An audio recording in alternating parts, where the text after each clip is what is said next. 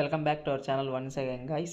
So ఇక్కడ వీడియోలో కంటెంట్లోకి వెళ్తే ఏంటి అంటే పౌల్ట్రీ మేనేజ్మెంట్ 1 ఒక ఇంపార్టెంట్ క్వశ్చన్స్. సో ఈ పేపర్ వచ్చేసి 5th సెమిస్టర్లో జువాలజీ మైనర్ తీసుకున్న వాళ్ళకి ఉంటుంది, అండ్ నెక్స్ట్ వచ్చేసి జువాలజీ మేజర్ తీసుకున్న వాళ్ళకి కూడా ఈ పేపర్ అనేది ఉంటుంది. సో కామన్గా ఉంటుంది ఈ పేపర్ వచ్చేసి.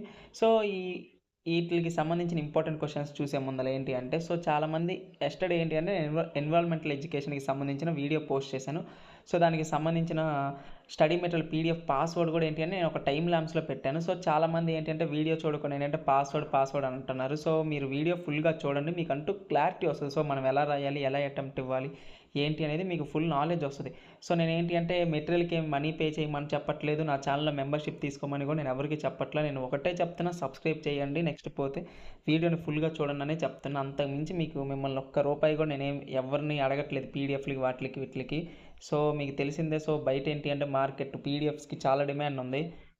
సో ఇంకా ఇదంతా తీసేస్తే ఇంకా వీడియోలోకి వెళ్తే ఏంటి అంటే యూనిట్ 5లో వచ్చేసి ఇక్కడ మీరు చూస్తే టోటల్ 7 క్వశ్చన్స్ ఉన్నాయి. 7లో ఏంటి అంటే మీకు ఫస్ట్ క్వశ్చన్ అనేది మీరు ఫస్ట్ ప్రిపేర్ అవ్వాల్సిన క్వశ్చన్ అది. సో ఫస్ట్ క్వశ్చన్ ఏంటి అంటే ఏకేయూ వాళ్ళకి, సో ఏంటి అంటే వాళ్ళకి మేజర్లో రిపీట్ అయింది, మైనర్లో కూడా రిపీట్ అయింది ఈ క్వశ్చన్, నందానం చికెన్స్ అనేది. సో నెక్స్ట్ వచ్చేసి ఈ బ్రీడ్స్ ఉన్నాయి చూసారా. సో ఈ క్యారీ డెవలప్డ్ బ్రీడ్స్ అంటారు వీటిని. ఈ యొక్క 6 బ్రీడ్స్ మీరు ఖచ్చితంగా నేర్చుకోవాలి. ఈ 6 బ్రీడ్స్ కూడా మీకు క్వశ్చన్ ఫ్రేమింగ్ ఎలా ఉంటుందని కూడా నేను చూపిస్తాను. సో ఇక్కడ మీరు చూస్తే 19th క్వశ్చన్ చూస్తే క్యారీ నిర్బిక్ అండ్ క్యారీ బ్రో విశాల్ అని ఈ రెండింటి గురించి మనకి ఒకే క్వశ్చన్లు అడిగారు మనకి. సో వాటికి సంబంధించిన 5 సైడ్ హెడ్డింగ్స్ ఏమైనా రాయొచ్చు, లేదా మీకు నచ్చితే 20 సైడ్ హెడ్డింగ్స్ కూడా రాయొచ్చు వాటికి ఫ్యూచర్స్ క్యారెక్టరిస్టిక్స్తో.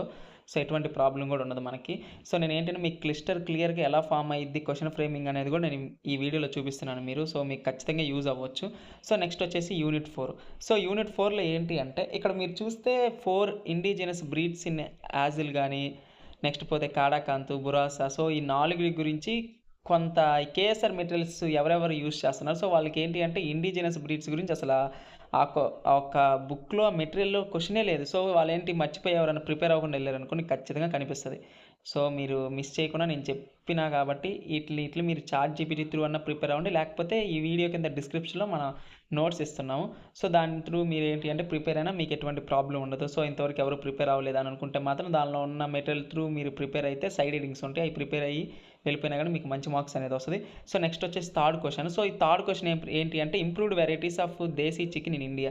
సో మనకి ఏంటి అంటే దేశీ చికెన్స్ వెరైటీస్ గురించి ఎస్ఏ రాయమంటారు. సో ఆ వెరైటీస్ అంటే నథింగ్ బట్ ఏంటంటే కింద నేను 4th క్వశ్చన్లో మెన్షన్ చేశాను చూసారా, ఈ గిరిరాజ కానీ, Kalinga brown, gram Priya. So వీటి గురించే ఇంప్రూవ్డ్ వెరైటీస్ వీటి గురించే మనకి ఈ 4th క్వశ్చన్లో ఉన్న ఈ క్యారెక్టరిస్టిక్స్ మనకి ఏంటి అంటే థర్డ్ క్వశ్చన్లో రాయాలి. సో ఇంప్రూవ్డ్ వెరైటీస్ ఎలా అడుగుతారని క్వశ్చన్ ఫ్రేమింగ్ అనేది నేను జస్ట్ థర్డ్ క్వశ్చన్లో మీకు చూపిస్తున్నాను.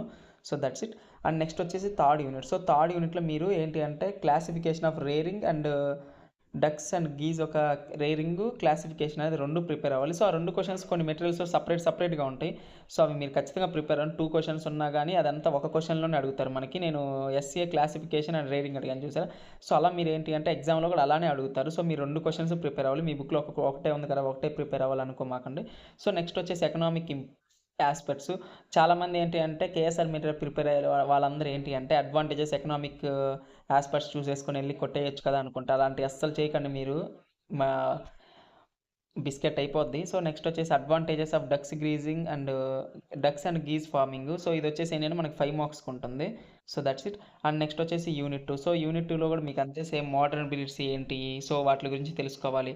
సో మీరు మోడర్న్ బ్రీడ్స్ ఒకటి, తర్వాత ఏంటి అంటే ఈ యొక్క mini breeds in poultry, next వచ్చేసి ఈ డార్ఫిజం ఉంది చూసారా. సో ఈ 3 మీరు ప్రిపేర్ అయ్యారంటే మీకు ఇంక ఇబ్బందే ఉండదు సెకండ్ యూనిట్లో. థర్డ్ క్వశ్చన్ వచ్చేసి ఏంటి అంటే మీరు చాయిస్ కన్నా వదిలిపెట్టచ్చు, లేకపోతే అది 5 మార్క్స్కి వచ్చేది. మీరు ప్రిపేర్ అవ్వాలి అనుకుంటే దానిలో 10 సైడ్ హెడ్డింగ్స్ ఉన్నాయి, అవి గుర్తుపెట్టేసుకొని కొట్టేసినా కానీ ఎటువంటి ప్రాబ్లం ఉండదు. సో ఇంకా నెక్స్ట్ వచ్చేసి యూనిట్ 1. సో యూనిట్ 1లో వచ్చేసి first present status and poultry of industry, తర్వాత ఫ్యూచర్ ప్రాస్పెక్టివ్స్. ఈ రెండు క్వశ్చన్స్ ఏంటి అంటే కొన్ని మెటీరియల్స్ మీరు ప్రిపేర్ అయ్యే మెటీరియల్స్లో ఏంటి అంటే 2 ఒకే క్వశ్చన్లో అడగచ్చు, లేదా 2 సపరేట్ క్వశ్చన్స్ అడగచ్చు. అలాంటప్పుడు మనం 2 క్వశ్చన్స్ ప్రిపేర్ అవ్వాలి. సో నెక్స్ట్ వచ్చేసి classify poultry based utility. So ఇది అంత ఇంపార్టెంట్ కాదు కానీ చూసుకోండి. సో ఫర్దర్గా ఏమైనా 5 మార్క్స్కి వస్తే ఛాన్సెస్ ఏమైనా ఉంటుంది, ఏమన్నా షఫుల్ చేయాలి, డిఫరెంట్గా కొద్దిగా టఫ్గా అడగాలనుకుంటే థర్డ్ క్వశ్చన్ అడుగుతారు. నెక్స్ట్ వచ్చేసి 4th క్వశ్చన్. సో ఇవి మాత్రం మీరు ప్రిపేర్ అయ్యి వెళ్ళారంటే మీరు ఈజీగా 70 మార్క్స్ దాకా స్కోర్ చేయొచ్చు. సో మాకు అంత అవసరం లేదు అనుకుంటే ఏంటి అంటే ఒక యూనిట్ స్కిప్ చేసేసుకొని నేను చెప్పిన కదా ఇంపార్టెంట్ క్వశ్చన్స్ అవి మాత్రం ప్రిపేర్ అవ్వండి. సో ఫస్ట్ ఒక 2-3 చెప్పుంటాను ప్రతి యూనిట్లో, అలా ప్రిపేర్ అవ్వండి. సో సెంట్ మార్క్స్ కానీ 70కి అవుట్ ఆఫ్ కావాలనుకుంటే మొత్తం ప్రిపేర్ అవ్వండి. ఈ క్వశ్చన్స్ మీకు ఎటువంటి ప్రాబ్లం ఉన్నది ఇవే యాక్యురేట్గా దిగుతాయి. సో దట్స్ ఇట్ అండ్ ఈ వీడియో మీకు యూస్ఫుల్ అనిపిస్తే మాత్రం ఖచ్చితంగా లైక్ చేయండి అండ్ సబ్స్క్రైబ్ చేయండి, బెల్ ఐకాన్ ఆల్లో పెట్టుకోండి. సో ఎవరెవరైతే పౌల్ట్రీ మేనేజ్మెంట్ 1 ప్రిపేర్ అవుతున్నారో సో వాళ్ళందరికీ ఈ వీడియో అనేది షేర్ చేయండి, యూస్ఫుల్ ఉంటుంది వాళ్ళందరికీ.